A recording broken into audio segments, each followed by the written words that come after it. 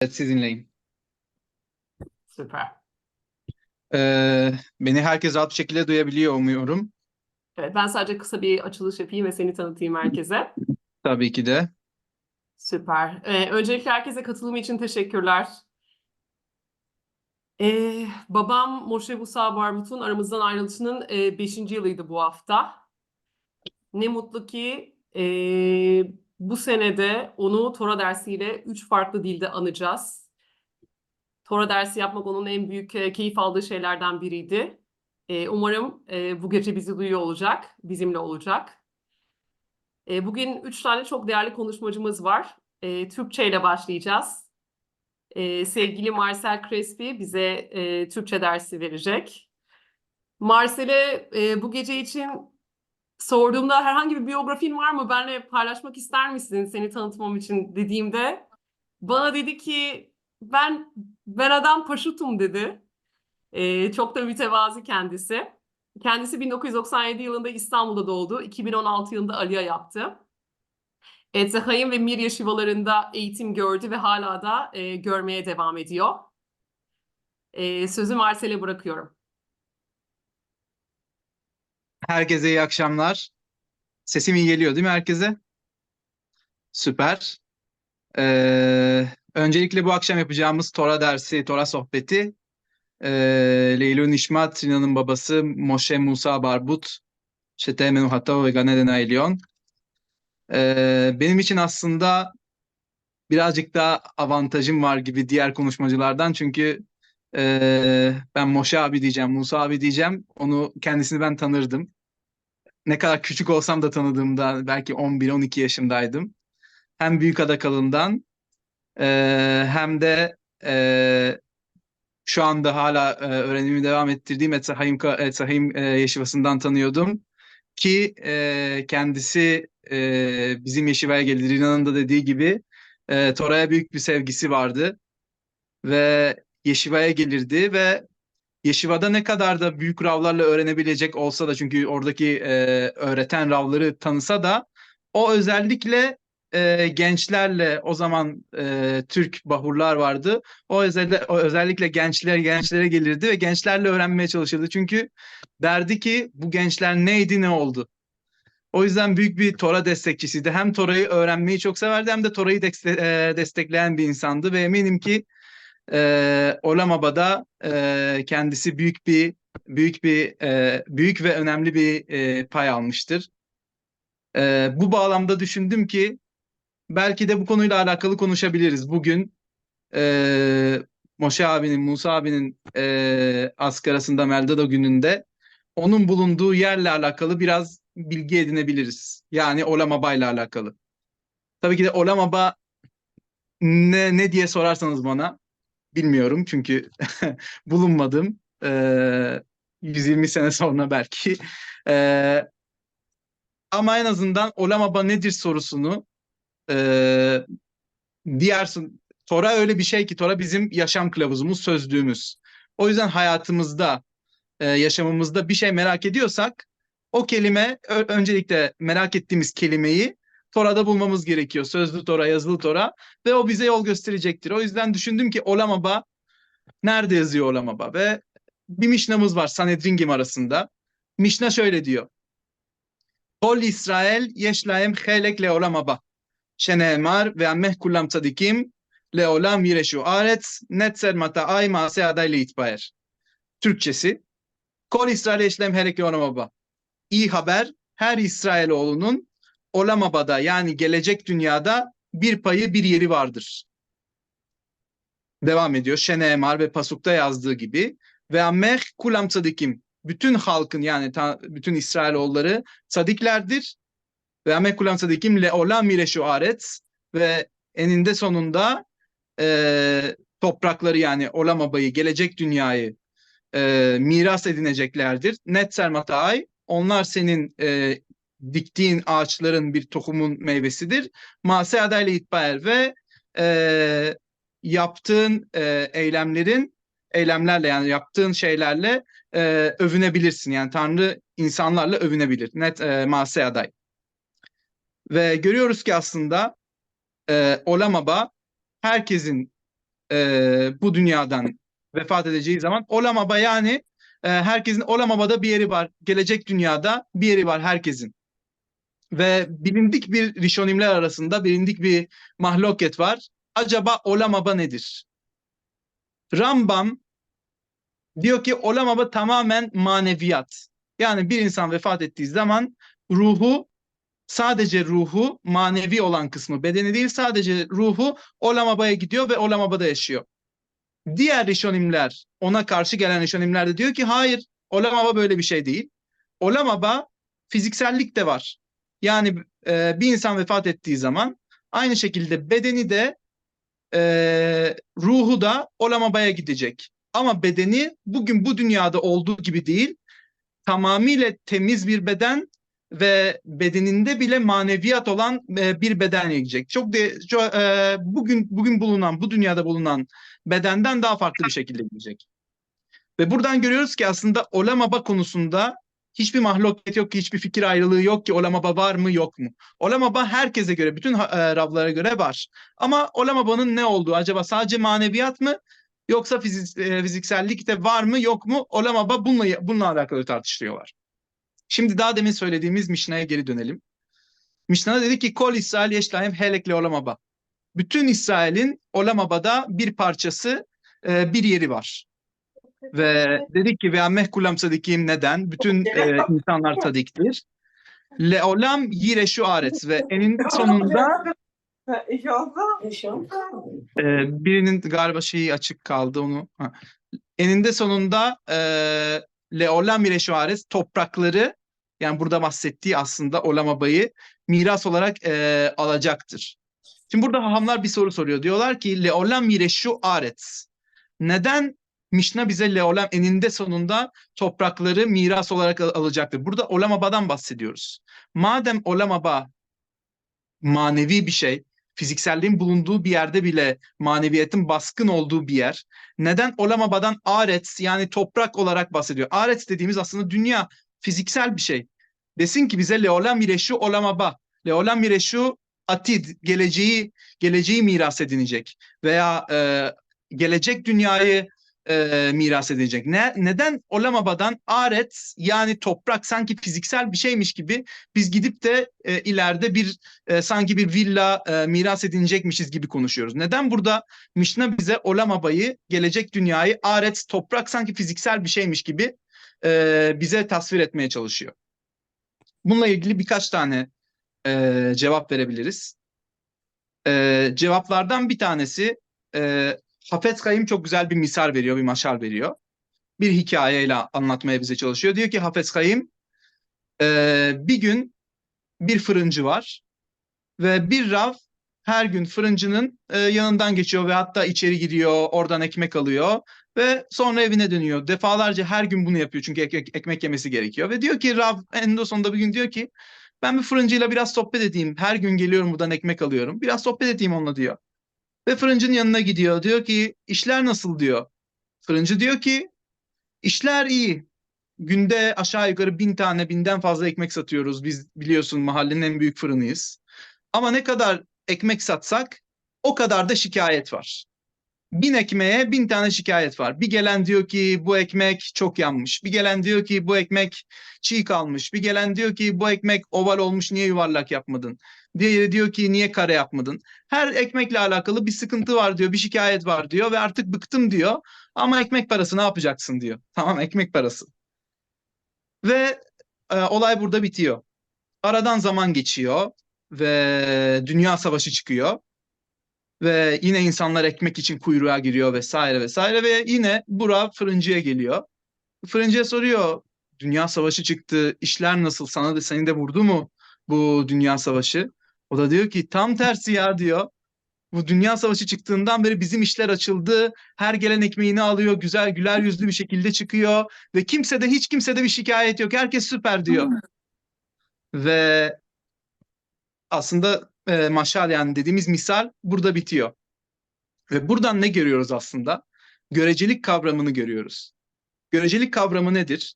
Düşünebiliriz ki Tanrı bizden perfect, her şeyi %100 istiyor. Her şeyi bizim %100 yapmamız gerekiyor. İşte sabahtan akşama Tora öğrenmemiz gerekiyor. Bütün misvaları eksiksiz bir şekilde yapmamız gerekiyor. Bütün Tora'yı ezbere bilmemiz gerekiyor. Ve bazen düşünüyoruz ki ben bunların hepsini nasıl yapacağım diye düşünüyoruz. Ve nasıl olsa yapamayacağım, hiç girmeyeyim bu topa diyoruz ve bırakıyoruz. Ama aslında burada işe görecelik kavramı giriyor. Ne yazık ki günümüzde bir kavram var. Yeridat adorot. Yani gittikçe Maşiyah nesline, yani kurtarıcının geleceği nesle yakınlaştıkça nesillerin manevi seviyesi de ne yazık ki düşüyor. Ve bu manevi seviye düştükçe Tanrı'nın aslında bizden beklentisi de düşmeye başlamıyor ama görecelik kavramı değişmeye başlıyor. Yani ne oluyor? O kadar manevi olarak aslında kirliliğin olduğu bir dünyada ne yazık ki bazen yetzirara, kötü dürtülerimiz bizi kötü yöne çekebiliyor. Ve bu kötü yönden dolayı bazı mitzvaları yapamıyoruz ve kötü yollardan gidebiliyoruz. Ve en ufak yaptığımız bir mitzvada, yetziraraya karşı, kötü dürtüye karşı en ufak başardığımız bir mitzvada Tanrı diyor ki wow, bu insan sadik, kola kavotlo, aferin ona diyor. Bütün bu manevi kirliliğe rağmen bu adam bu mitzvayı yapabildiyse ona kola kavot diyor. Aferin ona diyor. Ve aslında aynı şeyde gördüğümüz gibi, hikayede de gördüğümüz gibi görecelik kavramı. Ve bu yüzden de aslında bize Mişna diyor ki Leolam yireşu aretz. Evet, herkes Olam Abay'ı miras olarak edinecek. Ama neye göre edinecek? Düşünebiliriz ki kim Olam Abay'ı edinecek? Bütün her şeyi, %100 bütün misvaları baştan sona eksiksiz yapan kişi Olam Abay'ı miras olarak edinecek diye düşünebiliriz. Ama Tanrı diyor ki neye endeksli Olam Abay'ınız biliyor musunuz diyor? Aretz. Bu dünyanın seviyesine göre. Eğer bu dünyada büyük bir manevi kirlilik varsa ve büyük bir yetzerara varsa, sizi mitzvadan alıkoyan bir şey varsa ve siz buna rağmen bir parça bile bir mitzvayı becerebiliyorsanız, yapabiliyorsanız, şalem olmasına gerek yok, tam olmasına gerek yok. Siz bir parça bile kendi potansiyelinize göre yetzeraraya rağmen siz bu mitzvayı becerebiliyorsanız, aretz, yani bu topraklarda siz bunu yapabiliyorsanız o zaman olamabanız var. Bu yüzden Leolam Mireşu Olamaba demiyor. Leolam Mireşu Aretz. Bütün olamabanızı aslında bu dünyada yaptığınız, bu topraklarda yaptığınız mitzvalara göre bütün zorluklara göreceli olarak olamabayı hak edeceksiniz diyor. Bu açıklamalardan bir tanesi. Başka bir açıklama, e, aslında iki tane daha açıklamam var ama zamanımız biraz kısıtlı olduğundan dolayı son açıklamaya geçiyorum. Yine zamanınız kalırsa ortadakini de eklemeye çalışalım. Tekrardan hatırlayalım. Dedik ki Kol İsrail yeşlaim helekle olamaba. Bütün İsrailoğullarının olamabada bir parçaya sahiplerdir. Gelecek dünyada bir miras edinecekleri bir bölüm vardır. Buraya kadar her şey güzel. Hepimiz mutluyuz. Görüyoruz ki otomatik olarak herkesin olamabası var. Fakat bir sayfa değiştirirsek Gemara'da ileride diyor ki ve elu she'en lahem helekle olamaba. Ve bu insanlar ki bunların kim olduğunu birazdan açıklayacağız. Bu insanlar ki bunların olamabada yerleri yoktur. Ne oldu birdenbire? Daha demin demiştik ki herkesin olamabada yeri var. Şimdi birdenbire diyoruz ki bu belirli kişiler vardır ki onların olamabada yerleri yoktur. O zaman sormamız gereken soru, gerçekten bir insanın olamabasını kaybetmesi mümkün mü? Veya başka bir şekilde sorarsak bir insan olamabasını kaybetmesi için ne yapması gerekiyor? Veya olamabasını kaybetmemesi için ne yapmaması gerekiyor? Bildiğimiz bir kavram var, teşuva. Yani Türkçe'ye çevirirsek tövbe, teşuva, dönmek.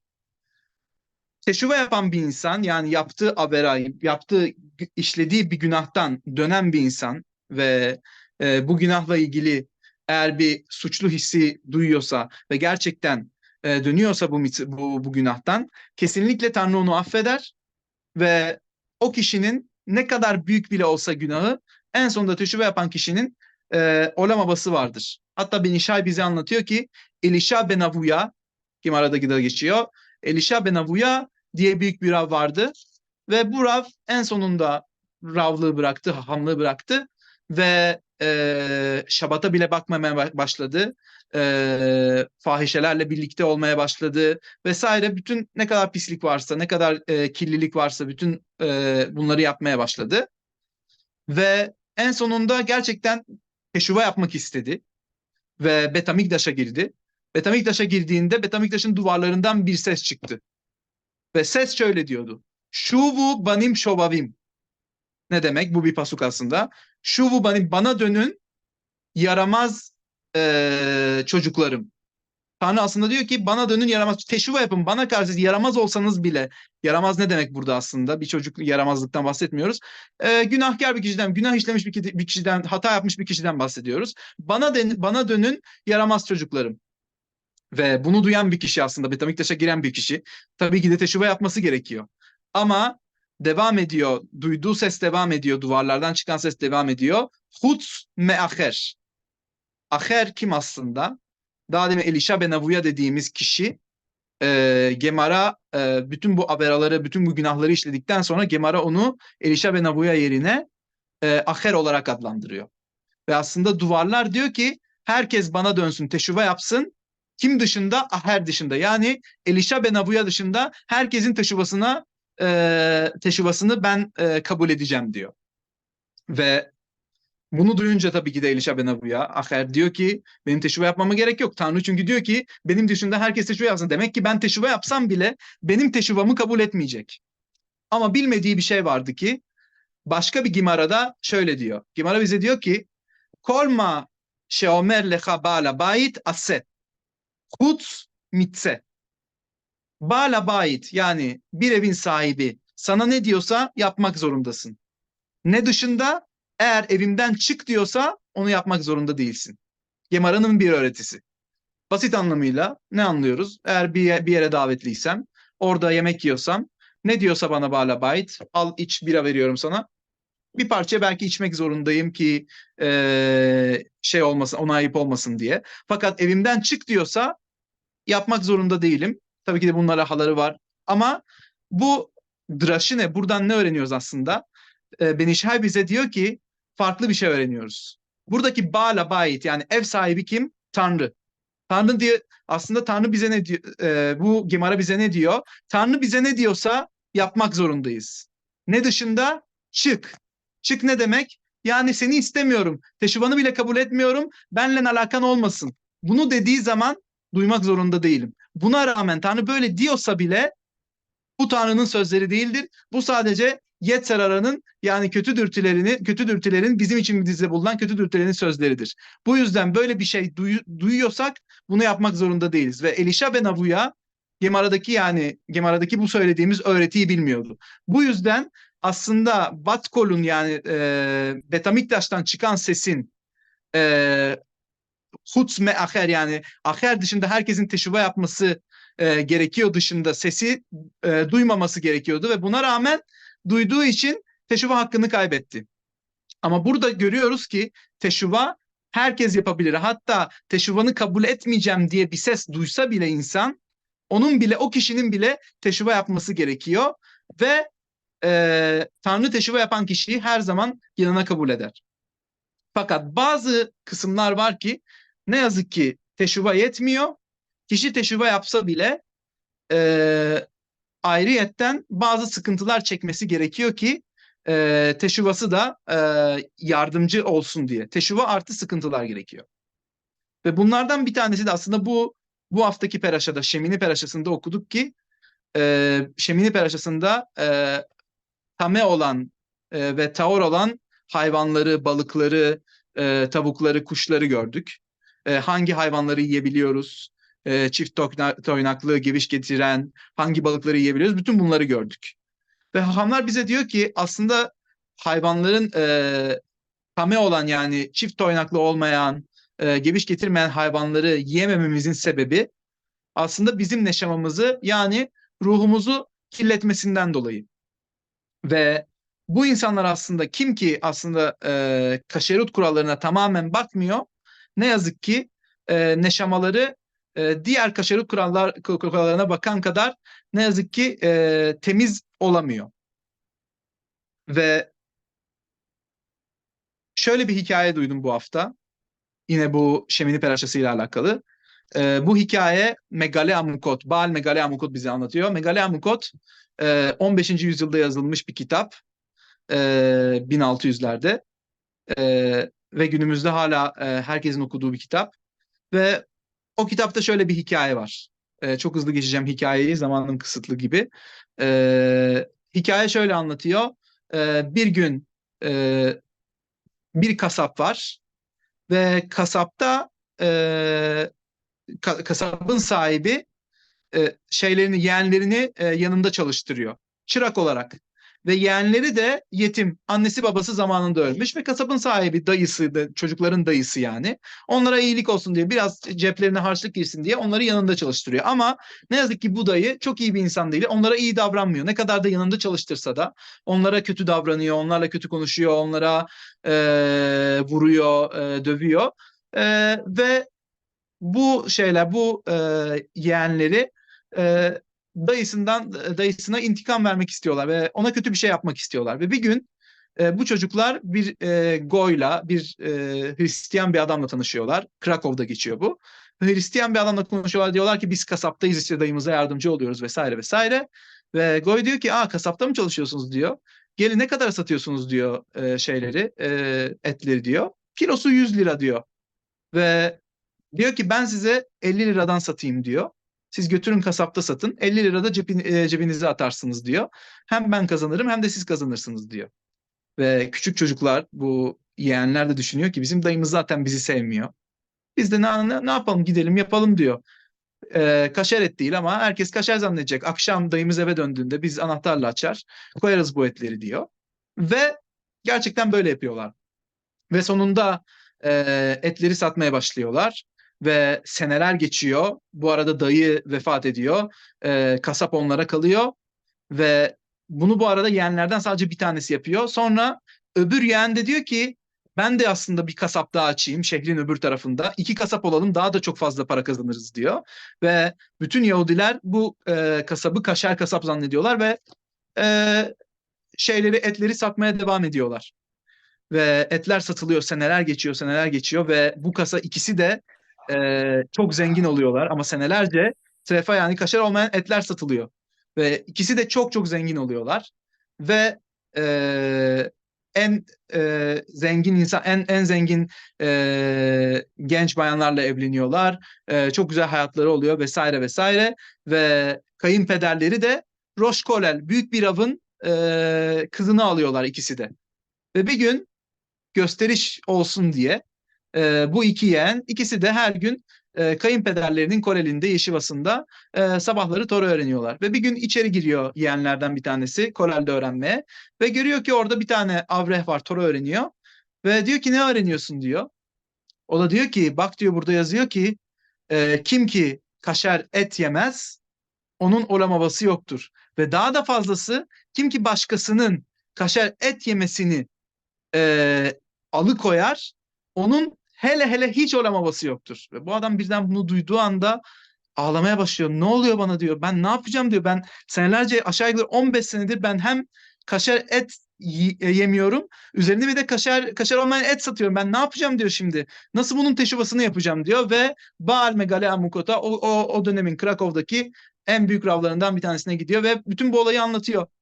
Ve Baal Megale Amukot diyor ki ne yapacağımı bilmiyorum, nasıl cevap vereceğimi bilmiyorum.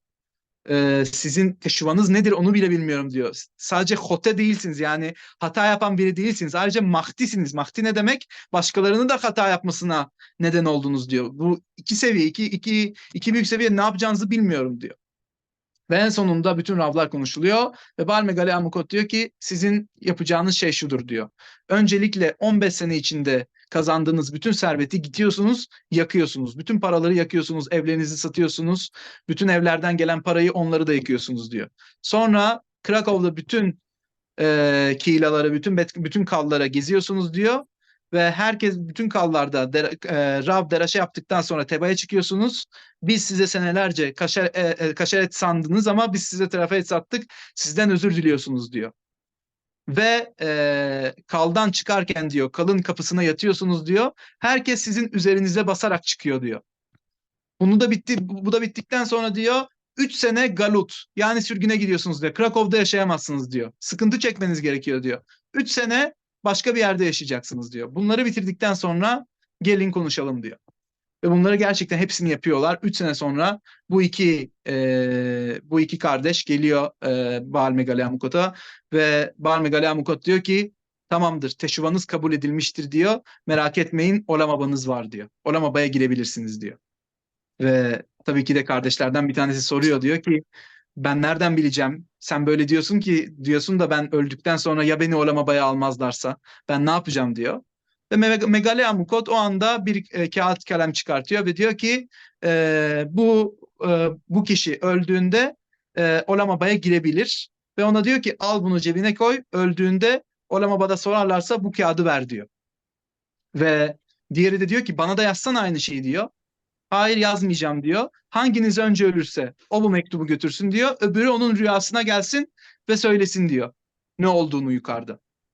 Ve gerçekten böyle oluyor. Biri vefat ediyor ve vefat ettiği anda birden Beddin'e geliyor. Yukarıda mahkemeye geliyor ve mahkemede herkes ona bağırmaya başlıyor. Biz senin yüzünden çocuklarımız hasta oldu. İşte trefaetten dolayı onların yaşamaları kirlendi vesaire. Burada acılar çektiler vesaire. Herkes mahkemede bağırıyor ki onları bu ölen adamı Olamaba'ya almasınlar diye. Ve en sonunda gerçekten onun olamamasını iptal etmek istiyorlar ki o anda adam cebinden hemen bu ölen adam cebinden mektubu çıkartıyor. Diyor ki bakın benim böyle bir mektubum var ve mektubu okuyorlar. Diyor ki Megaleamukot bu kişi teşuva yapmıştır. Onu Olamaba'ya sokabilirsiniz diye mektubu okuduğu anda onu melekler geliyor ve kaçırıyor bütün bu kargaşadan ve onu direkt Olamaba'da en iyi yere koyuyorlar. Ve aynı şekilde bunu rüyada öbürünü anlatıyor ve hikaye böyle gidiyor. Bu Megaleamukot'ta yazan 15. yüzyılda yazılmış bir hikaye. Ve aslında buradan ne görüyoruz? Buradan gördüğümüz şey şimdi Mişnamıza geri dönün. Kol İsrail eşlem heleke olamaba. Bütün İsrail'in olamabada yeri vardır. Ve ammeh kulam sadikim çünkü bütün İsrailoğulları sadiklerdir. Le olam yireşu aretz ve aretsi miras olarak edineceklerdir. Dedik ki Aretz toprakla ne alakası var bu olayın? Ve Aretz aslında toprak demek değil. Aretz aslında şoreşine yani köküne bakarsak Aretz hangi kökten geliyor? Rats ve Ratson. İki tane kökten geliyor. Rats ne demek? Koşmak. Ratson ne demek? İstek. Ne zaman olamabayı bir insan kabul edecek? Ne zaman kabul edilecek olamabaya? Eğer bir insanda ratson varsa, gerçekten bir insan hata yaptığında ve düşünüyorsa ben bu hatadan dönemem, ben bu aberadan dönemem ve her şeyimi kaybettim dediği anda diyorsa hayır ben yanılıyorum, benim isteğim var, ben teşvik yapacağım. Gerçekten en kötü yerde olsam bile, en derin yere düştüysem bile ben hatamı telafi etmek istiyorum ve teşvik yapmak istiyorum ve benim isteğim var ve ben bu isteğimin arkasından koşacağım dediği anda, arets dediği anda o zaman kişi gerçekten olamabaya girebilir. O yüzden diyor ki leolam mireşu ne zaman miras ediniriz biz olamabayı? Ne zaman bir insanda arets varsa yani ratson bir koşma isteği varsa o zaman insan olamabayı hak edecektir. Bu bağlamda şunla bitirmek istiyorum. Bir pasuk var. Musar Hashem Musar Hashem beni altimas. Tanrı'nın bize vermek istediği bir musar yani etik öğreti var. Nedir bu etik öğreti? Beni, oğlum, altimas. Kirletme kendini. Timas maus yani kirlilik, iğrençlik. Oğlum kendini kirletme. Aslında Tanrı'nın bize vermek istediği etik öğreti ne? Kendini kirletme değil mi? Böyle anlıyoruz pasuktan. Ama aslında öyle değil. Tanrı bize vermek istediği etik öğreti beni, pasuğun başı. Etik öğreti ne? Sen benim oğlumsun ya da sen benim kızımsın. Sırf bu yüzden kendini kirletemezsin. Her yaptığın habere, her yapacağın olaydan önce düşünmemiz gereken ne aslında? Biz bir Yahudiyiz. Biz her şeyi Tanrı'nın isteğine göre yapıyoruz. O yüzden her yaptığımız eylemden önce ne düşünmemiz gerekiyor? Biz kimiz? Biz ne için bunu yapıyoruz? Bu birinci öğreti. Ama başkaları da diyor ki Musa Hashem beni altimas. Sen benim ne diyor Tanrı? Oğlum kendini kirletme. Ama aslında diyor ki hamlar böyle okuma. Sen oğlum, sırf oğlum olduğun için altimas, kendini kirletemezsin. Ne demek bu? Çünkü sen kirlettiğini düşünsen bile, sen desen bile ben en üst en alt seviyedeyim, bir daha kalkamam. Aslında oradan bile kalkabilirsin. Neden? Çünkü sen benim oğlumsun. Senin içinde benden bir parça var. Bu yüzden aslında hepimiz bu yüzden ne diyoruz? Kol İsrail, Yeşlaim Helek Yolamaba. Hepimizin Olamaba'da bir parçası var. Neden? Çünkü hepimiz ve amme kulam sadikim. Hepimiz sadiyiz. Ne kadar aşağı düşsek bile sonunda hepimiz sadiyiz. Çünkü hepimizin içinde Tanrı'dan bir parça var. Hepimize tekrardan iyi akşamlar ve Rina, sana teşekkür ederim bu akşam ayarladığın için. Allah kabul etsin. Çok çok teşekkürler Marcel. Ağzına sağlık. Azak Boruh. Gerçekten çok Zaten keyifli bir ders oldu. Çok güzel öğretileri oldu. Çok çok teşekkürler tekrar. Türkçe konuşan arkadaşlarım, İngilizce ve İbranice derse kalmak istiyorsanız zevkle devam edebilirsiniz bizimle. Şu an İngilizce geçiyoruz. Okay. So welcome to everyone. I'm really, really honored to have Rabbi Dr. Rafael Zarum. I had the honor to meet him, I think 2 years ago in Limud, first time, like in person. I know he's super busy, but I had the chance to have him on the honor of my father's 5th year, Moshe Musa Barbut. And we are missing him, and we love him, and we are lucky to have again this year in his honor Torah classes in 3 different languages. And yeah, thank you for your participation. Thank you all. And I just want to give a short intro about Rabbi Zarum, and then I will pass it to him. So I believe most of the people know about him already. He's a big name. Rabbi Dr. Rafael Zarum is the Dean of the London School of Jewish Studies, and he's the Rabbi Zach's Chair of Modern Jewish Thought, established by the Zandan family. His recent book is called Questioning Belief, Torah and Tradition in Age of Doubt. So, Rabbi, thank you for joining us, and I will pass it to you. Thank you so much. Okay. Thank you so much, Rina. And yeah, I'm just checking I can share and everything works. Yes. Do you want to spotlight on me so you can do that? Yeah. So thank you so much. A pleasure to help and support you. And in memory of your father, Moshe, I wish you long life and wonderful memories. And it's really wonderful to learn in someone's memory because you associate Jewish learning with their memory, and you connect it to eternal ideas. And I'm gonna be talking about Pesach, and so I'll be talking about Moshe as well. So all Moshes are connected, so that's a nice connection as well. And because people it's different languages, I'll try and speak slowly, which is difficult for me as a fast-talking English person. But please feel free. It's a small group. If you want to ask questions along the way, to put them in the chat, and I won't take too long, so we'll have time to chat if there's any questions at the end as well.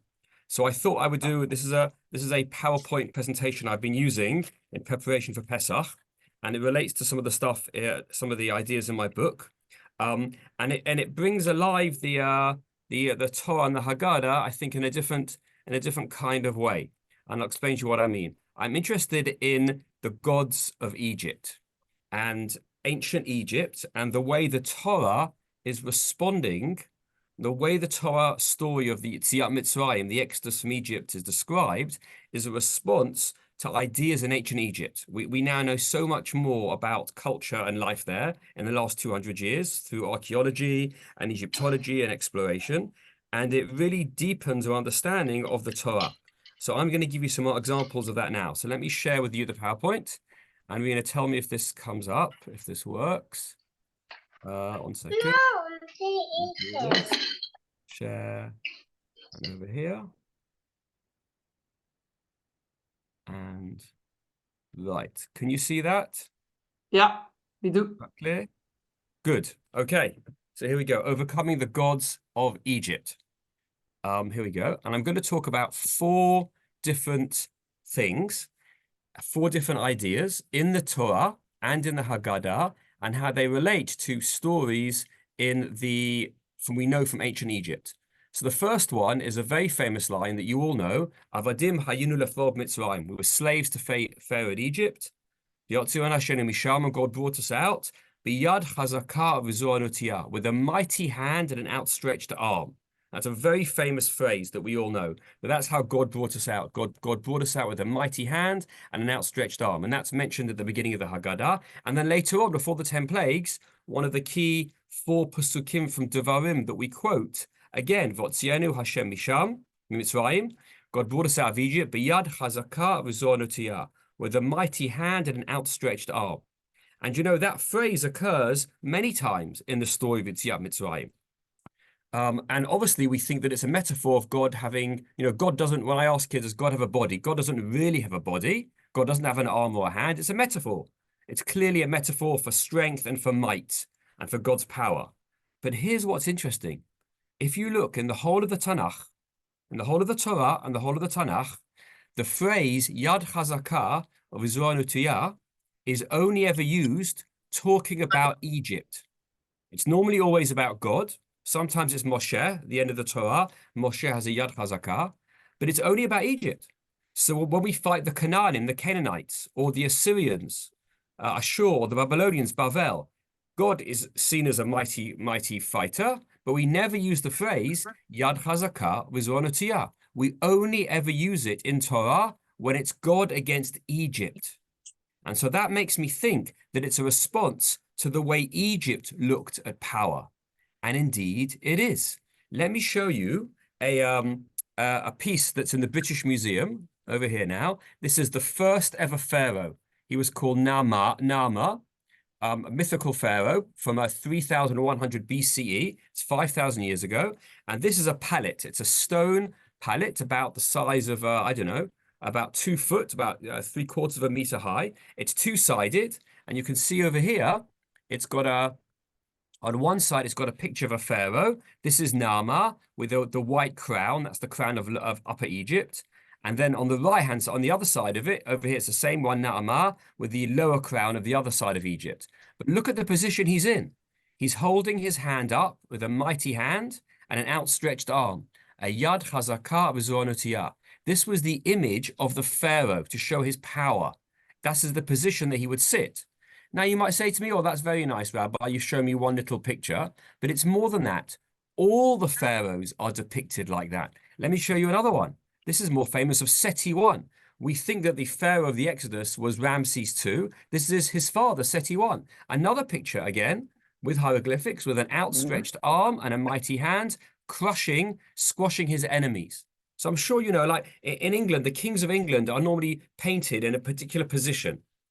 Right, that's their style. And different cultures have different positions that they paint or they depict their great leaders. But the pharaoh is often depicted with a mighty hand and an outstretched arm. Here's one more. This is Ramses II himself. Okay, this is himself, Ramses II. Ramesses, we pronounce him, and you can see he's got a mighty hand and an outstretched arm. He's grabbing the hair of his enemies and he's crushing them. That is the position of power of the pharaoh. So the reason the Torah, going back, the reason the Torah has Yad Chazakah V'zo'anutiyah, now we understand. It's basically saying that the Egyptians thought Pharaoh had a mighty hand. No, we answer God does. So when we stand at Mount Sinai and we get Matan Torah, we get the Torah, and the Bnei Yisrael, it's read out to the children of Israel, and it says that God has a mighty hand and outstretched arm. All the Bnei Yisrael say, I understand that. Of course, that's the power of the Pharaoh. But our God, our Kadosh Baruch Hu, is mightier than the Pharaoh. It's what Professor Joshua Berman of Bar Ilan University calls out-pharaohing the Pharaoh, being more powerful than the Pharaoh. So you think Pharaoh's got a mighty hand and an outstretched arm? God has one, more powerful, Yad Chazakah V'zo'anutiyah. And that's why you see it in all these pictures all the way along. And you'll notice as well, I put it over here, this name Ramses, which is interesting because in the way it's pronounced is Ramesses, and in the Torah, the name occurs a number of times, Ramses. When Yosef's brothers settled in Bereshit in Mitzrayim, they settle in Eretz Ramses. When the Bnei Yisrael are forced to build Are miskanot, store cities in chapter 1? They build them in Pitom and Ramses. That's the word, Ramses. You see there? And then when they leave Egypt in chapter 12 of Shemot, chapter 12, they leave from Ramses. And then in Bamidbar, when it retells the story of their journeys, it says Ramses. So that's the name of the pharaoh. That's why we think that's the same man. By the way, it's interesting, you know, so clearly Ramses, even though it's in the Torah, is not a Hebrew word. It's a translation of the Egyptian, right? It's not really a Hebrew word, it's an Egyptian word. It's translated into Hebrew. We say it transliterated. And what's interesting is you might have thought they'd spell it Ramses Reish Aleph Mem Samach Samach, like Ramot. Okay? So it's interesting that it's Reish Ayin. We'll come back to that later on. But anyway, that's the first thing I wanted to say. The first lesson of the Haggadah is about God's power. And God's power, God's might, Yad Chazakah, is more powerful than the Pharaoh's power. And on your Seder plate, you have a Zura'ah. Right? The Zura'ah is partly to do with the Korban, the sacrifice, but it's also remembering God's mighty hand. So you have God's mighty hand on your Seder plate. And you can talk about it this year as Pharaoh's mighty hand. Yad Chazakah v'Zronotiyah. That's number 1. Okay? You get the hang of it? Now we'll do number 2. I'm going to talk about night. Have you noticed how much of the story of the Haggadah and of Yetziat Mitzrayim, of the Exodus, is about night? Manishtana halayla hazeh mikol halayla, shebachol halaylot. Right? Chamas matzah halayla hazeh, layla, night, night. With the story of the 5 rabbis, Rabbi Eliezer, Rabbi Yoshua, Rabbi Tarfon, and so on. What does it say? Hayu Muslim b'nei Barak. They were in B'nai Barak, these 5 rabbis. I'm assuming you know the story because you will do Seder. And it says they studied the story kol hoto halayla, all that night. The whole story is about taking place at night. And you notice the last few plagues as well, the plague of darkness, obviously is about nighttime. And then the plague of the firstborn, Makat B'chorot, took place at night. And we do Seder at night. You can't start early, it's got to be at night. And at the end of the Seder, we sing Vayhi B'chatzi Halayla at night. Everything is at night. Now, the story of Purim is not at night. We do it in the daytime as well. The story of Hanukkah is at twilight, is a certain time, but why, particularly with Pesach, is it at nighttime? So I'm going to argue to you that the Egyptians were very conscious of night. They thought about night a lot. They thought about dying, and they had an obsession with death, and they made sure that they were buried in a special way so they could go to the afterlife. And they felt that nighttime was a dangerous time because night was like death. During the day, as you know, they had their sun god Ra that brought them light to the earth. And at night, they felt that the Ra, the sun, went to sleep. And what happened? What happened at night? Well, another god had power. What was the god of the night? Anybody know, by the way? The Egyptian god of the night? You can write it in the chat if you want. What was the name of the Egyptian god of the night? I've taught you about Ramses being powerful with his mighty hand. Anybody know? I'll give you a second up to write in the chat. There's someone here. Here we go. Absolutely right. Thank you, Marisa.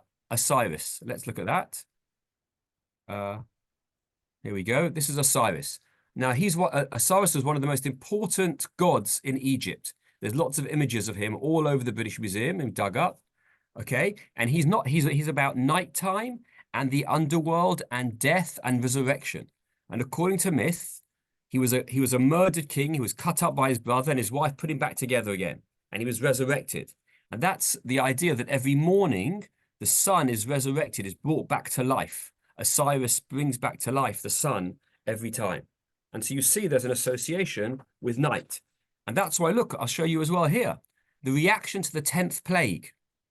Look how much it's about Lila, okay, and night. This is straight after the plague. This is the plague. It was at nighttime. God killed the firstborn of Egypt, from the Pharaoh sitting on his chair and to the poorest person, to all of them, the dungeon. And look, Pharaoh gets up, Lila, at night. It doesn't even say Bala, it just says Lila. He and all his servants. And there was a tzaka gedolah b'Mitzrayim, a great cry in Egypt. There was no one that didn't have death. And now you see the Egyptians believed that Osiris brought death. But now it's God bringing death. So God has taken over as the power in Egypt. not the Pharaoh, not Osiris. There's people dying here. So what happens? Vayikral Moshe and Laila. So Pharaoh, well, he goes to find Moshe and Aaron at night. And what does he say? Kumutsu, get up. Gamatem Gambane Israel, you and your children, L'chu, Ivdu et Hashem, go and serve your God. After all these, changing his mind, after the 10th plague, Pharaoh says, get out of here. L'chu, Ivdu, go and serve your God. Kach tzonechem, v'kachem, go and take your herds and your flocks. But look what he says. Overachtem gamoti, bless me. This is amazing. Pharaoh now has lost belief in his gods, in the power of his gods. And now he's asking Moses to bless him. And look at the last line of the verse in the top. It makes sense. Egypt urged them to leave. Because what did everybody in Egypt say? Kulanu meitim. We're all dead. We're dying here. So their fear of death has come to them in the 10th plague. This is God conquering the god of Egypt. And this makes sense because I showed you here. Here's another picture of Osiris. What happens at night? Look at this.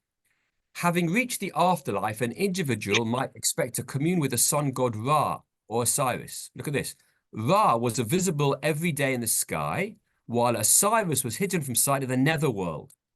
During the sun's nocturnal, that means at nighttime journey, through the netherworld, he met Osiris. The two embraced, merged momentarily, and they joined, rejuvenating, enabling the cycle to continue. So you can see here, the ram god here is Ra and Osiris. So the sun would go in the sky in the day, and at night it would go into the ground at night and go underground. They believed the earth was flat. It would unify with Osiris. Ra and Osiris would unify, and the next morning it would come up again. But now the gods of Pharaoh, God, HaKadosh Baruch Hu, has destroyed this.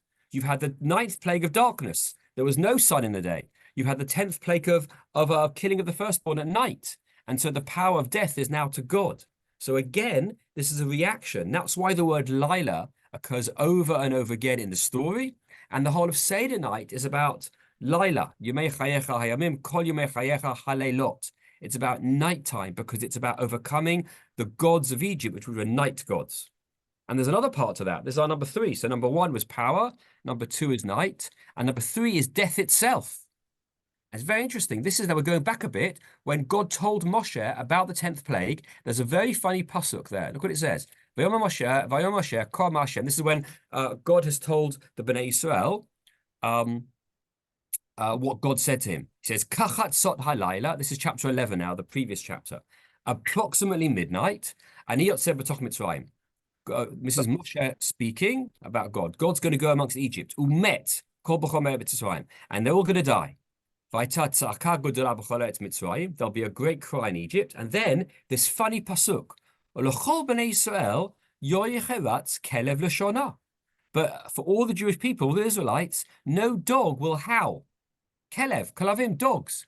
Why are we talking about dogs? This is a really weird pasuk in the middle of the story. It says, no dog's going to bark. Laman tedu, they'll know that Israel and Egypt are separate. Dogs are only mentioned twice in the whole Torah. Once here, and then once later on where they're given meat. And there, the other place, it's in Mishpatim, Rashi says it's a reward because of this one, because they kept quiet. So normally the dogs howl at night, but the dogs didn't howl on the night we left Egypt, on the night of the 10th plague. Now, what's that doing there? The Kelev L'Shono. Again, it's a response to Egypt.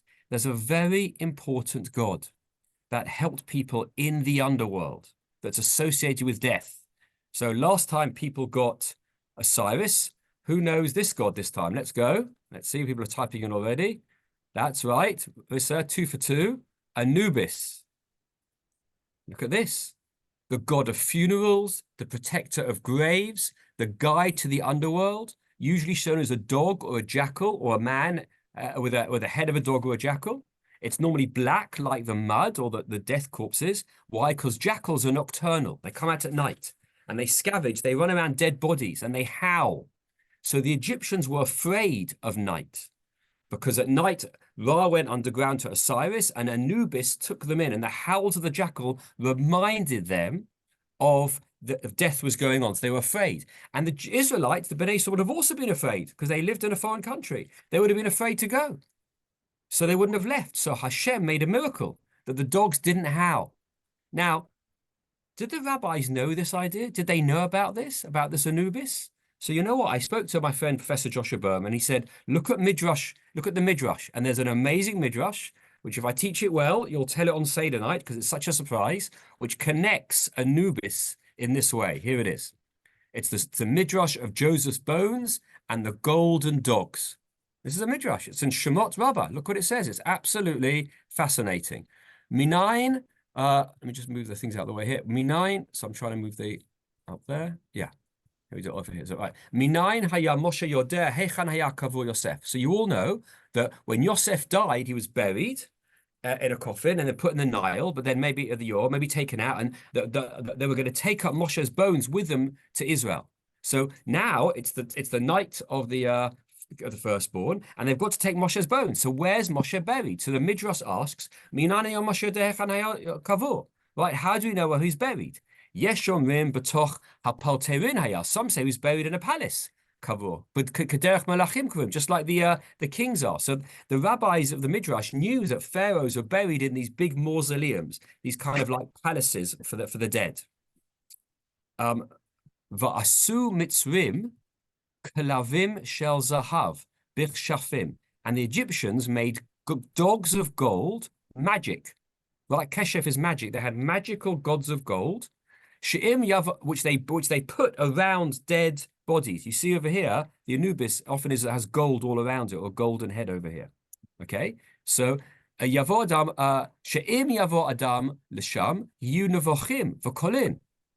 Right, holech b'cholet mitzrayim. So if somebody if there was a buried person and there were Anubis gold dogs all around, if somebody tried to come near, these golden dogs would magically howl and they'd scare people away. So what happened? Shatkan Moshe. Moshe silenced them. Okay, he did it by quoting that pasuk. The Midrash says, "Hitzchil Moshe tzover Yosef, Yosef," and Moshe started shouting out, "Yosef, Yosef." Higia Sha'ar, the time has come to leave Egypt. Miyad nit naded ha'aron, from nadned. Immediately, the Moshe's coffin started to shake, and Moshe knew and he took it. Now, is this Midrash literal? Well, no, when you read a Midrash, you don't have to take it literally, but you can learn a lesson. But this Midrash is clearly talking about that there are magical dogs associated with death. This is clearly Anubis. The rabbis associated the dogs with Anubis. They knew this. And that's why the Torah talks about lo yecheratz kelev loshonah. No dog would make a noise, because it was a response. Anubis doesn't have power. The jackal dogs are not howling. God is in control at nighttime, and the dogs for Israelites are silenced. So again, it's a response to the gods of Egypt. We've had power, we've had nighttime, we've had death and dogs. We're going to do one more. We're going to do one more, and then we'll do some questions. Here we go. The last one is magic itself. Now, since we all learned it as children, we're not surprised about Moshe's staff turning into a snake. But it's really weird, right? What's this magic going on, right? Moshe throws his mater on the ground and it becomes turning a serpent, right? Avraham doesn't do any magic. Yitzchak and Yaakov don't do magic with magical objects, magical bowls or magical things. Moshe has this weird mater. And when he leaves Mitzrayim, yes, he hits the sea and it splits, but he never does anything with the snakes and the mater ever again. It's only with Pharaoh, and it's only in Egypt. And again, look, the pasuk says, Lamach shafim, using sorcery, it turned into a snake. Why? Again, it's a response to the gods of Egypt. Why? When Moshe and Aaron walked into the palace, they saw Pharaoh, and Pharaoh had above it on his headdress, he had this serpent on top. This is called a wajet. This is called the Uraeus symbol of the serpent. Okay, and it was on the brow of the king. It was believed to spit fire and represented the great power of the king. The serpent was seen as a very powerful thing. Now, most of us are not going to die from serpent bites, right? Snakes biting us. But in the ancient world, people died from serpent bites the whole time. And it was a very scary object. And over here, I found, this is in the British Museum as well. Look at this. This is actually a serpent staff.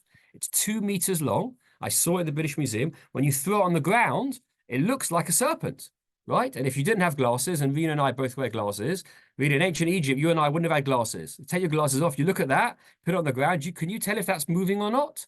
So if you're visiting this magical palace of Pharaoh and there's incense everywhere and the great king is up there with his big crown and this serpent snake and he throws his staff, can you see it? Is it really moving? Is it not? You're afraid. So God gave Moshe a more powerful mateh, which did exactly the same thing, doing to Pharaoh what he was doing to us. And it says, Vayifla mateh Aharon et matotam. And Moshe's staff swallowed their staff. It was more powerful than them. So you see, here are 4 examples. I did 4 because it's Seder night, okay? Seder's always 4, right? So I did 4 examples of the gods of Egypt. And we say in Dayenu, for Hemishvatim, that we will God judge their gods. So God judged their gods by being more powerful than them. Obviously, these gods are fake, they're not real. But the Torah, you have to beat them at their own game. You have to fight in that way. It's very hard. I mean, it's so sad what's going on in our Eretz Yisrael at the moment. We're all very sad.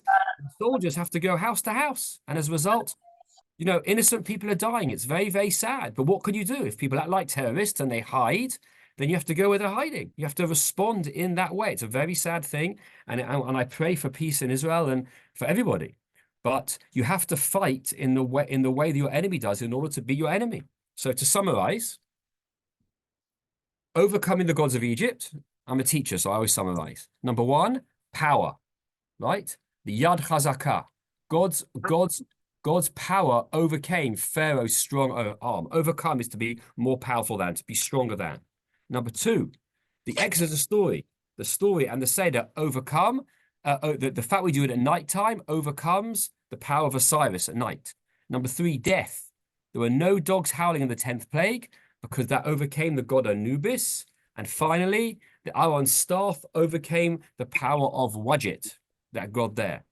And over here, this is in one sentence, a summary of what I'm trying to say. The Torah undermines, right, pulls the carpet away, undermines the oppressive culture and religion of ancient Egypt in the process of saving the Israelites from slavery. That's 4 examples that you could mention on Seder night of this. And I talk about some of this stuff in my book, which has just come out. One of the chapters is called Did the Exodus Happen? And I talk about these ideas there. In that story, I talk about what's the story of the Exodus. I talk about some of these ideas and other ones as well, of how Egyptology, how knowledge of ancient Egypt can deepen our understanding of what the Torah is saying and why it says it in that way, why mighty hand, why dogs, why nighttime, and it brings it all to life. So there we go. So it's 7 o'clock, well, it's 9 o'clock for you. And I'm happy to take a couple of questions quickly before your next great share with my teacher, Rav Yoshua Engelman. So if there's any questions, please feel free to ask. First of all, thank you so much. Friends, feel free to unmute yourself and ask a question. I'll just be sure if the rabbi is on his way to join the call. Yeah.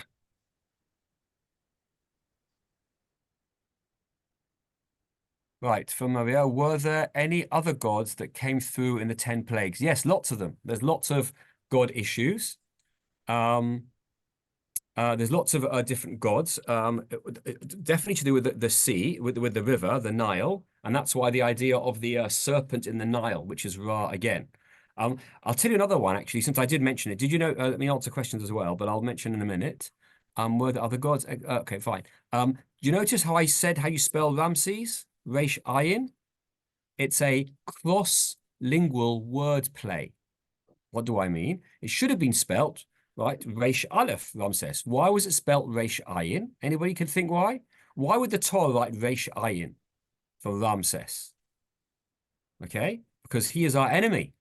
We are the good guys, and Paro are the bad guys. And how do you say bad in Hebrew? That's right, Daniel. He's Ra. He's literally Ra. So it's a dig at him. Ra, the sun, is Ra. And there's a few midrashic examples of this as well. And by the way, if Pharaoh is Ra, then, and this, Rina, this is for your father, who is good? Who's the good guy? Who's the opposite of Pharaoh? Moshe. And Moshe is Tov. How do you know Moshe is Tov? Well, when they looked at him, right? They first look. Vaya ki tovhu. They looked at Moshe in the basket, and the pasuk says ki tovhu. He was good. And Rashi says he was called Tuvia. His name was good. And if you look, every time the word Tov occurs in the first 20 chapters of Shemot, it's always about Moshe. And the Gemara's got a lovely little story. The Gemara says, Ba hatov, v'natan latov, hatov latovim, which means the good came to the good and gave him good for the good. What does that mean? It means Ba HaKadosh Baruch Hu, because God is good, and gave the good, which is the Torah, to the good, which is Moshe, and he gave it to the Bnei Israel who are good. So for the rabbi's view, we stand for Tov, right? In Amidah, we say, Hatov Shimcha or Lachana Le'elohadot. God's name is good. God is good. And Moshe is on the good side. So Moshe is Tov and Paro is Ra. So in the Torah, in chapter 2, Moshe is called Tov. And then all the way through, the baddie is called Ra, Ramses. So you see the Torah that's why the Yetziat Mitzrayim and the Exodus is the primal Jewish story of beating evil, of good versus bad, of Tov versus Ra. And Tov wins and Ra loses. And that's why these words occur in the Torah. There you go.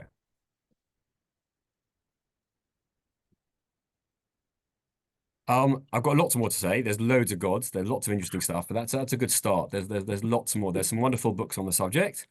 But you can find more stuff in my book. Is your Shiur here, or do you want me to say some more things? He told me he's here, but he needs to just speak up, I guess. Let's find your Shiur. Where are you? If there's any other questions, I'm happy to take. There's the weighing of the heart. There's a lot of other things, but I don't want to go into it now. But I'm sure we can find your Shiur if he admits himself. I don't see him in the list, but he said he's here. Okay, well, I'm sure he'll say hello any minute. If there's any other questions, but otherwise, I'm happy to do that. And again, in memory of your father, Rina, I'm sure who was Tov in that way. But you should know that Moshe is essentially Tov. That's a very important thing, the idea of Tov. He was. Yeah, and that goes back to Gan Eden, right? We started off with the tree of Tov V'Ra. That's how it works. So true. Right, so that's why it's a primal. Do you know the word primal, Rina? You know that word? No. How do you translate primal into Turkish? Anybody? It's a primal story of good versus evil. Anybody want to translate that for me? Any help for me? Core. Yeah, it's a core. It's a fundamental. It's not just a story, it's the story. Right? In the Garden of Eden, the story of good versus evil and choosing good. And then so in Shemot, we didn't just beat Pharaoh. Pharaoh was wrong. He was evil. He did bad. He enslaved people. So we were not just fighting to be free. We were fighting for freedom and for truth and for good. And it was a story of good versus bad. And every cinema movie is a story of the goodies versus the baddies. So it's Tov versus Ra, or Tov versus Ra. So that's the idea. Thank you so much for joining us. And I put also the link of your book. So thank you. I do some PR. There you go. I'm happy to be a warm-up for your Shiur. It's my pleasure. Is he here? Yep. Do we see him? Okay. Yeah, I can see him there. Okay, great. So whoever wants to stay for the Hebrew course, feel free to stay. So again, thank you so much for Rabbi Dr. Raphael Zarum. It was a pleasure having you. It was super interesting, learning. I think we are getting ready, thanks to you, for Pesach. So thank you. It's my pleasure. I have to run. I'm going to teach someone else, but it's my pleasure. I'll stay for a few minutes. Don't have to leave. But okay, be well. I wish you Chaim Arokim and a wonderful Pesach. Amen. Toda rabba. Okay, so we are moving to the Hebrew one. Erev Tov lekulam. וואו, ערב סופר מעניין קודם כל למדנו בטורקית, עכשיו למדנו באנגלית ואנחנו נעבור לעברית ועל ידי מישהו סופר מיוחד בשבילי. אני עליתי לארץ לפני 15 שנה ועשיתי גילוי בתי כנסת, חיפשתי קהילה בשביל עצמי, ואחד מקהילות שמאוד התחברתי במיוחד בימי שבת, זה היה קהילת יקר, ורב יהושע אנגלמן הוא היה הרב של בית כנסת יקר, והיינו עושים תפילות, שחרית בקומה ראשונה עם צעירים, היה ממש ממש כיף, אז זה היה ככה היכרות שלי בשנים הראשונות שלי בארץ, וכשאבא שלי נפטר לפני 5 שנים, רב אנגלמן הוא היה אחד מהאנשים הראשונים שפניתי אליו, גם בתור רב וגם בתור פסיכיאטר, שרציתי לדבר איתו, והוא היה בן אדם הראשון שחשבתי שאני רוצה לדבר איתו, ובן אדם סופר מיוחד בשבילי, אז אני מאוד מאוד שמחה לקבל אותו שב קצת היום בחוץ. בערב. ובשביל אנשים שאולי לא מכירים את רב יהושע, אני רוצה להגיד כמה מילים. הוא לימד שנים בהסדר ישיבות, הוא הקים את הקהילה T-shirt Community בתל אביב, אז הוא יכול שהוא יסביר קצת יותר, ועכשיו הוא יותר מתמקד על העבודה שלו בעולם של פסיכיאטר וגם כתיבה, ועם זה אני רוצה להעביר את הסשן לרב יהושע אנגלמן. תודה רבה רינה, רק תיקון קטן, פסיכותרפיסט, פסיכיאטר מחלק תרופות. אוקיי. זה בסדר. אני יותר בקטע עם הטיפול בשיח, כמו שאנה אור הגדירה את זה, the talking therapy, וזה יהיה קשור גם למה שנלמד הערב בעזרת השם עכשיו. אם יש לאבא שלך בת כמוך, אז זה מעיד על כל מה שהוא מיוחד, כפי שכתבת, ואני בטוח שמאוד גאה בך. אז תודה רבה על הדברים שאת אמרת, ואני אתחיל עם שאלה. נהוג בכל קהילות ישראל שמשרים כוס לאליהו הנביא בליל סדר. כוס לאליהו, ויש אפילו מקומות שכשפותחים את הדלת שפוך חמתך לגויים, אז שרים שירים של אליהו הנביא וכן הלאה. איך אליהו הנביא בכלל הגיע לסדר? מה לאליהו הנביא לליל סדר? אז אני מקווה לענות על השאלה, נעשה קצת סיבוב דרך זה, ואנחנו נתחיל עם ההפטרה. אליהו הנביא מוזכר בסוף ההפטרה של ליל סדר. אבל בכדי להבין את המקום של אליהו הנביא בסוף ההפטרה, צריך קצת לקרוא את הספר מלאכי. ההפטרה לקוחה מספר מלאכי, שזה הספר האחרון בתרי עשר, הספר האחרון של הנביאים. מלאכי היה נביא של בית שני, וכל הספר מוליך לכיוון של הפסוקים האחרונים, הנה אני שולח לכם את אליהו הנביא. עכשיו, ליל סדר בעצם בנוי, חוץ מהמצווה לאכול מצה ומרור וקורבן פסח כשהיה בית מקדש וכל המצוות של אכילה, בעצם יש מצווה שמרכז הסדר, שזה מצוות מגיד. והגדת לבנך ביום ההוא לאמור בעבור זה עשה אדוני לי בצאתי ממצרים. כלומר כתוב שצריך להגיד לילדים. אבל יש כמה פסוקים בעצם, 4 פסוקים שהתורה מספרת, אומרת לנו שאנחנו צריכים לספר לילדים על יציאת מצרים. זו 4 פסוקים שעל פיהם בנוי ההגדה. כנגד 4 בנים דיברה תורה, 1 חכם, 1 רשע, 1 תם, 1 שאינו יודע לשאול. אז לכן יש 4 בנים, 4 פסוקים, הרבה דברים של 4 בליל סדר. בואו נסתכל על הפסוקים. בדף שהעברתי לרינה, אז בתחתית העמוד, אם את יכולה לשים את העמוד שם רינה, תודה רבה.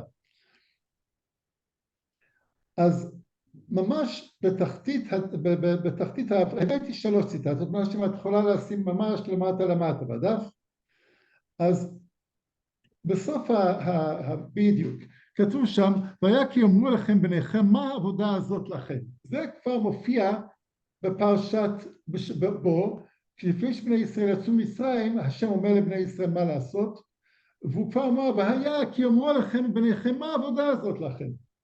כלומר, אלוקים כבר אומר מראש, יהיה זמן שבנים שלהם ישאלו מה זה העבודה הזאת, הם לא יצאו ממצרים, גם אבא שלהם לא יצא ממצרים, גם הסבא לא יצא ממצרים, אז ישאלו מה זאת, מה העבודה הזאת לכם, בשביל מה? אגב, כשהילדים שלי היו קטנים, אז הייתי מספר להם את הסיפור, כאילו שאני הייתי במצרים, איך היה בשביל ילד לגדול במצרים, ואבא שלי היה חוזר חבול, במכות, ולא הייתי רואה את אבא שלי, והייתי מספר בגוף ראשון. בשלב מסוים הם הבינו the numbers don't tally, המספרים זה לא כל כך הולך טוב, לא יכול להיות שאבא שלהם היה במצרים. אבל במשך זמן זה עבד. אז השם אומר, כשיוצאים מצרים, הילדים שלכם ישאלו אתכם, מה העבודה הזאת לכם? ישאלו את זה. באיזה נימה הם שואלים את זה, אם זה עבודה של שאלה פתוחה, או מה העבודה הזאת לכם? לא כתוב. ואחר כך, פרק אחר כתוב, והיה כי שלחה בנך מאכל עמו, מה זאת? מה זאת? ואמרת אליו, בחוזק יד הוציאנו אדוני ממצרים מבית עבדים. כלומר, אתה תגיד לו שבחוזק יד הוציאנו ממצרים מבית עבדים. פסוק השלישי נמצא בספר דברים, כי שלחה בנך מאכל עמו, מה העדות והחוקים והמשפטים אשר ציווה אדוני אלוהינו אתכם? כלומר, הוא ישאל, מה העדות והחוקים והמשפטים? יכול להיות שזו שאלה מתריסה, יכול להיות שזו שאלה מתוך סקרנות, הוא רוצה להבין בשביל מה עושים את כל הדברים האלה. יש כמובן פסוק רביעי שלא הבאתי, ששם כתוב פשוט, והגדת לימינך ביום ההוא לאמור, בעבור זה עשה אדוני לי בצאת ממצרים, שם בלי שאלה של הבן. לכן אומרים, זה הילד שאינו יודע לשאול, שבכל זאת גם לא צריך להגיד משהו. אבל בכל אופן 3 פעמים התורה אומרת שהבנים ישאלו את השאלות.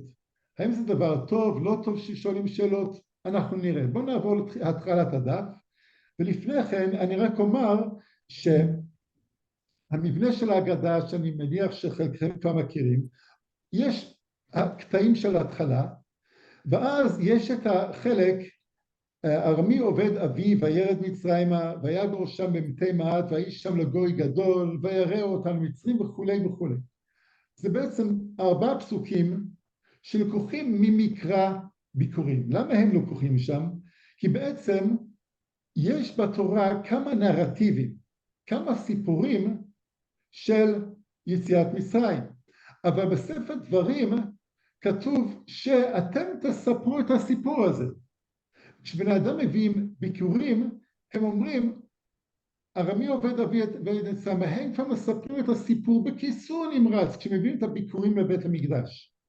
אז לוקחים את הפסוקים האלו, שהם בעצם סיפור שהתורה אומרת לנו לספר, ואומר, בוא ניקח, זה הסיפור שהתורה אומרת לספר, נבנה על זה את כל ההגדה. ואז יש בהגדה מדרש, פסוק אבי, ארמי עובד אבי וירד מצרימה כמו שכתוב, ויגור שם כמו שכתוב, ויהי שם לגוי גדול כמו שכתוב, כלומר דורשים את הפסוקים, זה מדרש הלכה, מדרש אגדה.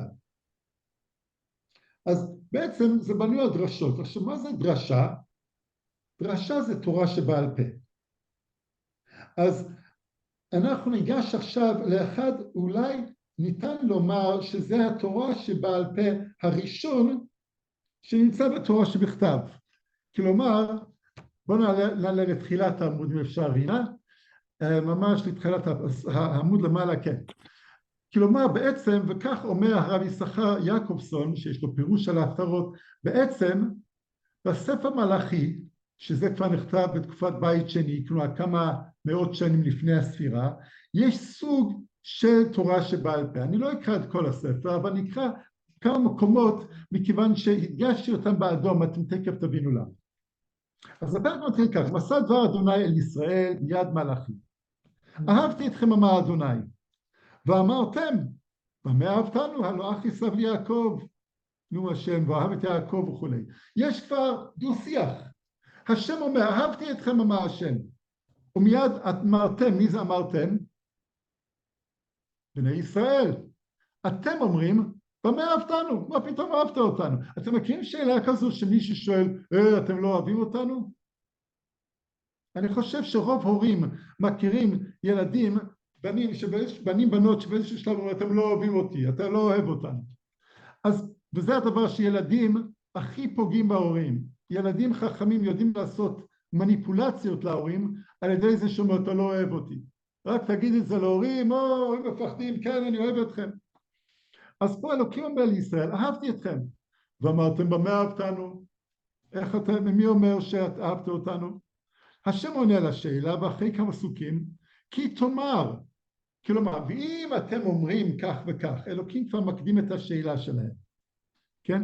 אחר כך אני מדלג לפסוק האדום הבא, ואתם תאמרו בשורה החמישית, שוב אלוקים חושב, אתם תאמרו ככה.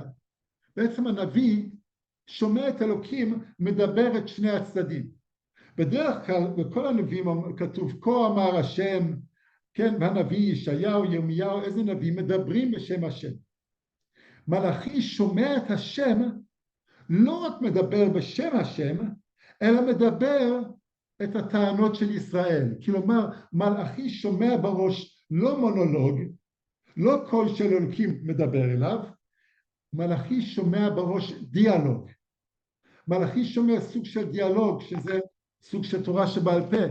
שוב, ואתם תאמרו ואחר כך שוב בפסוק הבא באמצע, ואמרתם, במה בזינו את שמך? כלומר, השם אומר להם, אתם בזים את שמי, במה בזינו את שמך?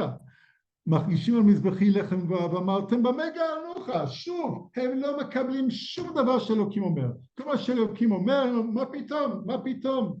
כן? במה גאלנוך? השם אומר, באומרכם, כשאתם אומרים כך וכך, אני יורד להמשך, שוב באומרכם, ואחר כך בפסוק י"ג, ואמרתם, הנה מטלאה וכן הלאה. כמובן, אני לא אסביר את כל הפסוקים, אנחנו יכולים להמשיך, רינה, בבקשה, כן? לאמצע, כן? ועוד ועוד ועוד ועוד, ואז באמצע יש פסקה ארוכה שאין כאן שם כל כך דו שיח, ושוב אנחנו מגיעים ואמרתם, ואז לקראת פרק שלישי כבר כתוב לקראת הסוף, ואמרתם במה הוגענו. השם אומר לישראל, הוגעתם אותי בדבריכם, אמר השם, עייפתם אותי. הרבה מאוד פעמים לילדים יש המון כוח, הם צעירים, הם לא מתעייפים, ההורים חוזרים מעבודה, אין להם כוח על כל כך הרבה שאלות, הילדים רוצים לריב.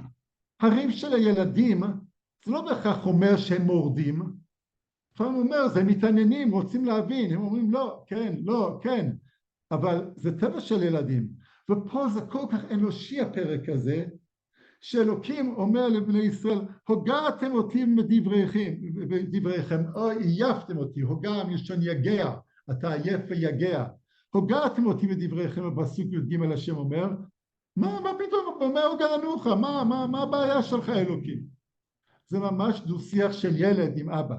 בהמשך, ואומרכם, ואתם ממשיך, ואז נגיע לסוף הפרק, כן בבקשה, רינה, תודה רבה, ופה זה כבר ההפטרה של השבת הקרובה, בדיוק יופי, פסוק י"ד מתחיל, ואבל אדוני מנחת יהודה וירושלים, כי מעולם וכשנים קדמוניות, פה מתחיל ההפטרה, ואז ממשיך, ואז השם אומר, שובו אליי ואשוב אליכם, אמר אדוני צבאות, ואמרתם במה נשוב, שוב, השם אומר, תשובו אליי, במה נשוב? ואמרתם, במה יקבע אדם אלוהים, יקבע, זה לשון לגזול, במה קבענוך? ואחר כך, פסוק י"ג שציינתי באדום, אלוקים אומר, התעייפתי מזה לגמרי, חזקו עליי דבריכם, אמר אדוני, ואמרתם, מה נגמרנו עליך, מה הבעיה? אמרתם, שב עבוד אלוהים וכו'. כל הספר, 10 פעמים לפחות, יש את הדו שיח הזה, אמרתם, אמרתם, אמרתם. יש פה בעצם דוגמה של דו שיח בין אלוקים לבין העם. כלומר, מה שאלוקים אמר ביציאת מצרים 1000 שנים לפני כן, אולי יותר, אמר שיהיו זמנים שאתם תגידו, מה העבודה הזאת לכם? מה זאת? מה העדות וחוקים? הנה זה הגיע. פה הנביא מספר שהנה כבר יש את הילדים, הילדים של הילדים של הילדים, כמה דורות אחר כך, שעושים צרות לאלוקים, ששואלים שאלות, שמורדים, ויש פה איזשהו דו שיח, השם אומר, הם אומרים, מה יהיה בסוף הדו שיח? מי ייכנע, מי יותר חזק? ואז אנחנו מגיעים לסוף שפסוק כ"ג, כן, וכמה פעמים בספר מופיע עבד ובן, כן, כמו וחמלתי עליכם קשה יחמול איש על בנו העובד אותו, כי אלוקים רוצה שיהיה קשר של בן. ואז בסוף, כן, זכרו תורת משה, הנה אנוכי שולח לכם את אליה הנביא. הנה פה מופיע אליה הנביא, לפני בוא יום אדוני הגדול והנורא, והשיב לב אבות על בנים ולב בנים על אבותם. כלומר, מה התפקיד של אליהו הנביא? התפקיד של אליהו הנביא, ליצור אפשרות של גשר בין האב לבן, בין ההורים לילדים, בין הילדים להורים. אני חושב שאנחנו חיים בזמן היום שהפער בין הורים וילדים לא קטן, אולי גדל. במשך המון שנים, במשך מאות שנים, המסורת נשמרה בצורה די איתנה וחזקה. אם ילדים מרדו בהורים, זה היה בצורה מינורית. היום יש הרבה מאוד הורים שגם אם הילדים לא מורדים, אין להם מושג איך לגדל ילדים מסיבה פשוטה. אני, הדור שלי, גדלנו בזמן שלא היו פלאפונים, שלא היו מחשבים, שלא היה כל המדיה שיש היום. איך מחנכים ילדים היום? גם דור הבא כבר, הדברים זזים כל כך מהר, והשאלה, מה יכול לחבר את ההורים ואת הילדים, את הבנים אל ההורים? והתשובה גם כן נמצאת בליל סדר. ליל סדר, האריזה המפורסם שאומר, המילה פסח זה מלשון פסח. הפה, סח, מדבר. כלומר, זה מה שקורה בפסח, זה מצווה שהפה סח. וזה בנוי על מה שהזוהר אומר בספר שמות, שבזמן שבני ישראל היו במצרים, הדיבור היה בגלות. הדיבור היה בגלות. מה זה אומר? הזוהר אומר שלמשה היה קול, אבל לא היה לו דיבור. האיש כבד פה וכבד לשון לא יכול היה לדבר כל כך. כלומר, לא היה יכולת של הבעה. היה חסר האפשרות, הייתה חסרה האפשרות של הבעה חופשית. כשבן אדם נמצא בגלות, כשנמצא בעבד, אין לו שפה, אין לו תרבות. יש פילוסופית הודית אמריקאית מאוד מפורסמת בשם גרטי ספיבק, שיש לה מאמר מפורסם, Can the subaltern speak? האם העבד יכול לדבר? כי לעבד אין שפה, אין תרבות, התרבות שייך לאדון, ולעבד אין את האפשרות הזו. ולכן האם יש לו יכולת בכלל לבטא את עצמו, להתבטא ולדבר? אז ליל סדר זה זמן שאמור לאפשר דיבור, שנהיה חופשיים. אבל אני רוצה לומר שדיבור חופשי, free speech, זה בהחלט דבר מאוד מאוד משמעותי, אבל יש משהו הרבה יותר גבוה. יש משהו שהרבה יותר גבוה מ-free speech, וזה free הקשבה. יכולת להקשיב בחופשיות. ופה אנחנו מגיעים לאליהו. כלומר, בליל סדר מסופר שהקדוש ברוך הוא אומר למלאכים, לכל המלאכים, בואו נרד לארץ ונשמע איך בני ישראל מספרים את סיפור יציאת מצרים. עכשיו אני רוצה לתת משמעות, הייתי אומר כמעט גשמית לזה. בעלי הזוהר, אלו שכתבו את הזוהר, אפשר לומר שהם ירגישו מלאכים באוויר, אבל המלאכים שהם ירגישו באוויר, זה אומר שהם נתנו איזה ביטוי שהקדוש ברוך הוא נמצא שם ומקשיב. רוצה לומר, יש הקשבה באוויר. יש אווירה של הקשבה באוויר. זה אחד הדברים שהרבה מאוד אנשים מתקשים בהם בליל סדר. נמצא שם הדוד ששמעתי את הבדיחות שלו כבר 20 פעמים מאז שאני ילד, והדודה שתמיד אומרת אותם דברים, וכל אחד עם התפקידים הקבועים, וזה משעמם לפעמים, זה מעצבן הרבה מאוד פעמים. מה זה אליהו? אליהו הנביא זה אפשרות להיות מופתע. אני אספר סיפור קצר מאוד על אליהו הנביא, שמסופר שהרבי הקדוש מצאנז, יהודי בא אליו ואמר לו, רבי, יש לי משפט עוד מעט, אני אמור להפסיד את כל מה שיש לי, מה לעשות? הרבי אומר, אל תדאג, אני אשלח לך את העורך דין הכי טוב שיכול להיות. ברכבת היהודי חוזר ללבוב, יושב מולו איזה שלפר, מישהו כזה לבוש סמרטוטי, מתחילים לדבר, ואוסמך תעיד, מאיפה אתה בא?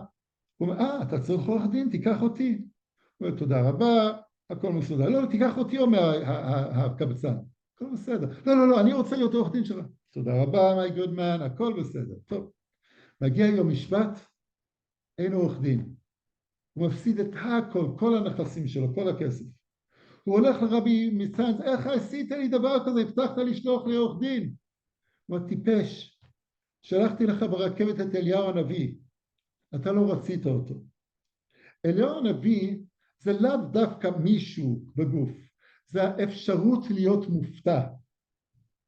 הרב קוק שהיה בחור צעיר, למד קבלה אצלכם מגדולי המקובלים, הוא כל כך התפעל ממנו, הוא אמר, יונה בן, שהיה לך כבר גילוי אליהו? כבר נתגלה אליך אליהו, הרב קוק אומר לו, כתוב בספרים שיש דבר כזה גילוי אליהו לשכל. כלומר, גילוי אליהו זה אפיפני. גילוי אליהו זה ספרייז, זה התחדשות. אבל בשביל להכיר את אליהו, וכמובן שצריך את אליהו לפני משיח, שנהיה מוכנים להפתעה. אם אנחנו לא מוכנים להפתעה, אז שום דבר לא נכנס לראש, אנחנו לא נבין כלום. כל הגילויים הגדולים בתורה, בספרות, בפילוסופיה, במדע, כולם באים מתוך זה שאנשים מוכנים להיות מופתעים, מוכנים לראות זווית אחרת, אפשרות אחרת.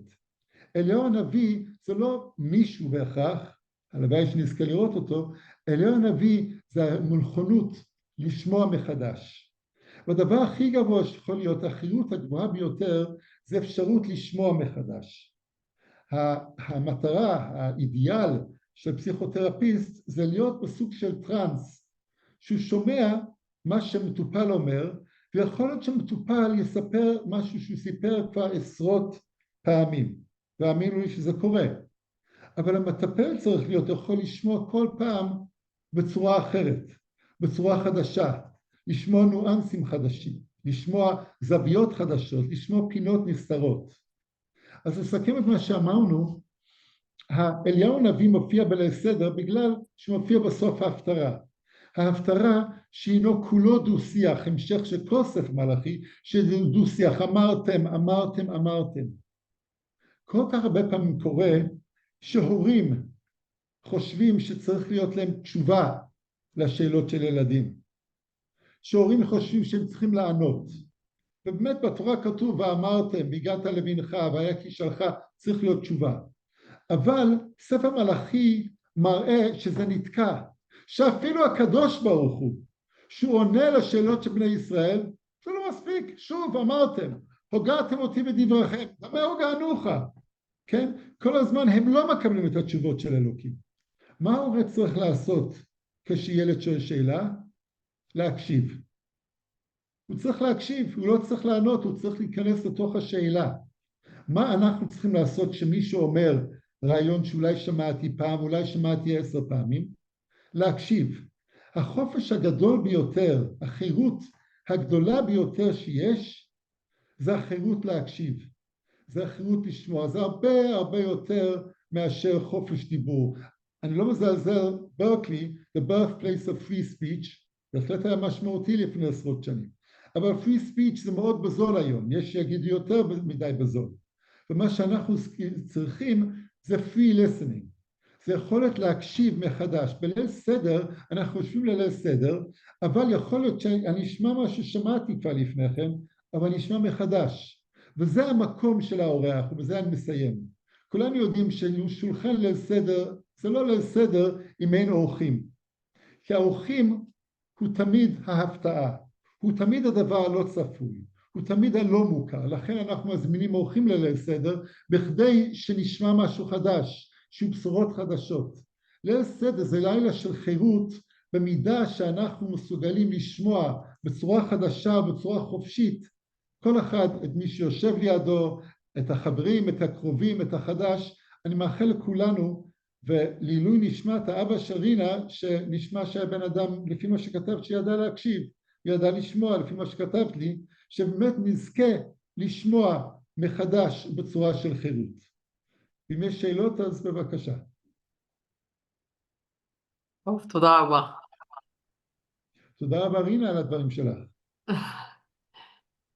אם יש למישהו שאלות, אז אפשר לעשות unmute. אוקיי. וואו, היה ממש ממש מרגש. תודה רבה על הלימוד. תודה שהזמנת אותי. אני בטוחה שאבא שלי היה איתנו היום בערב, וזה היה ההפתעה שלנו כנראה.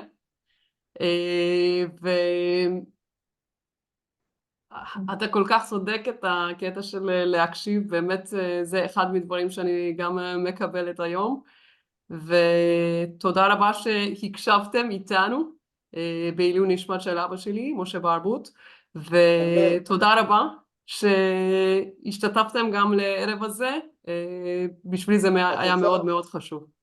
את רוצה רינה להגיד תפילה בסוף? ותרגיש חופשי אם אתה רוצה. אל מלא רחמים, שוכן במרומים, המצא מנוחה נכונה, על כנפי השכינה, במעלות קדושים, בתורים כזוהר ערכי המסירים, לעילוי נשמת משה בן מלכונה. כולם ברבוט, שהלך לעולמו, ויהיה הלימוד שלנו ולימוד תורה שלנו לעילוי נשמתו, שהלך בא להלך מאסתר ושאת כנפיו לעולמים, ויצרור בצרור החיים את נשמתו, ולימוד תורה שלנו והמצוות שלנו ולסדר שלנו יעמוד לזכותו, ונאמר אמן. אמן. תודה רבה. תודה תודה, לכם. תודה, ותודה לכולם, ובהזדמנות הזאת אני מאחלת לכולכם גם חג פסח שמח וכשר. תודה, ערב טוב לכולם, ביי ביי.